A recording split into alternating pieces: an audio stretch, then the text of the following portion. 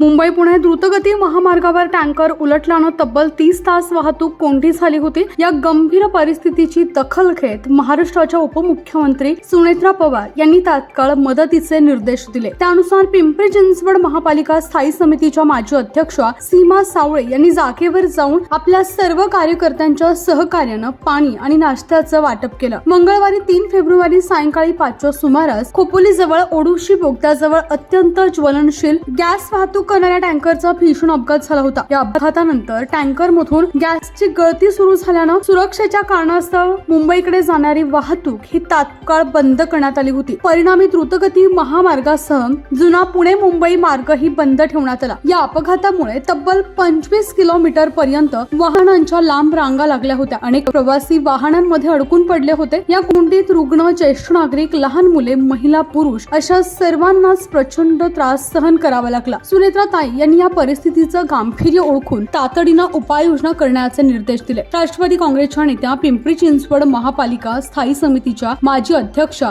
सीमा सावळे यांच्या मार्फत मदत पोहोचवण्यात आली। सीमाताई सावळे यांनी स्वतः घटनास्थळी उपस्थित राहून प्रवाशांच्या आपुलकीनं विचारपूस केली। तसेच अडकलेल्या नागरिकांसाठी पिण्याच्या पाण्याची, नाश्ता आणि अत्यावश्यक प्राथमिक मदतीची तात्काळ त्यांनी व्यवस्था करून दिली। संकटाच्या काळात नागरिकांना मानसिक आधार देत त्यांनी त्यांना धीर दिला। या मदत कार्यामुळे अडकलेल्या प्रवाशांना मोठा दिलासा मिळाला। उपमुख्यमंत्री सुनेत्रा पवार यांच्या संवेदनशील नेतृत्वाखाली आणि सीमाताई सावळे यांच्या तत्पर आणि जबाबदार कार्यातून समाजाप्रती असलेली बांधिलकी पुन्हा एकदा अधोरेखित झाली आहे। या संदर्भातील सीमाताईंनी आपली प्रतिक्रिया व्यक्त केली आहे, जाणून घेऊयात। लोक सकाळपासून या ठिकाणी थांबून आहेत आणि प्रचंड परिस्थिती वाईट आहे। महिलांच्या बाबतीत तर शौचालयाला जायला जागा नाही आहे, प्यायला पाणी नाही, खायला अन्न नाही आहे आणि लहान मुलं बरोबर आहेत, वयोवृद्ध माणसं बरोबर आहेत।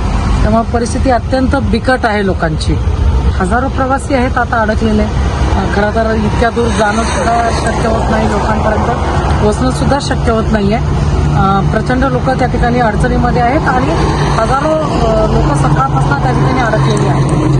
तर पोलिसांचा राऊंड वाढला पाहिजे, महिला पोलीस असल्या पाहिजेत, कारण की अत्यंत असुरक्षित असं संध्याकाळ रात्रीची वेळ असल्यामुळे असुरक्षितचं वातावरण निर्माण झालेलं आहे आणि खाण्यापिण्याची प्रचंड आवाळ होती आहे, भुका लागलेल्या आहेत, खायला काही मिळत नाही, त्यामुळे लोक अडचणीत आहेत। आणि महिलांना खरं तर शौचालयाला जाण्याची जी अडचण आहे ती प्रामुख्याने फार मोठी आहे आणि गाडीत एका ठिकाणी किती वेळ माणूस बसून राहू शकतो, त्यामुळे अडचण झालेली आहे।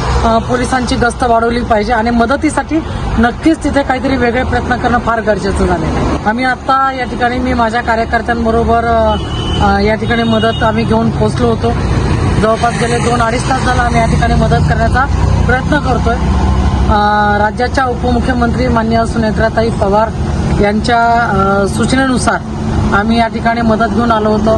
पिण्याचं पाणी आणि लोकांना नाश्ता घेऊन आम्ही या ठिकाणी आलेलो आहोत। परंतु आम्ही आणलेली जी मदत आहे ती अत्यंत तोकडी पडलेली आहे। खरं तर ती लोकांना पुरत नाही आहे। अनेक लोकांना पाणी हवं आहे, परंतु लोकांपर्यंत जायला सुद्धा रस्ता नसल्यामुळे जी मदत घेऊन पोहोचता येईल ती मदत घेऊन आम्ही या ठिकाणी पोहोचलेलो आहोत। सुनेत्राताईंनी आपलं स्वतःचं दुःख बाजूला ठेवून या ठिकाणी मदत पोहोचवण्याच्यासाठी जे काही सूचना केल्या त्यानुसार आम्ही इथे पोहोचलो आहोत। जितकी मदत करता येईल तेवढी मदत आम्ही या ठिकाणी केलेली आहे।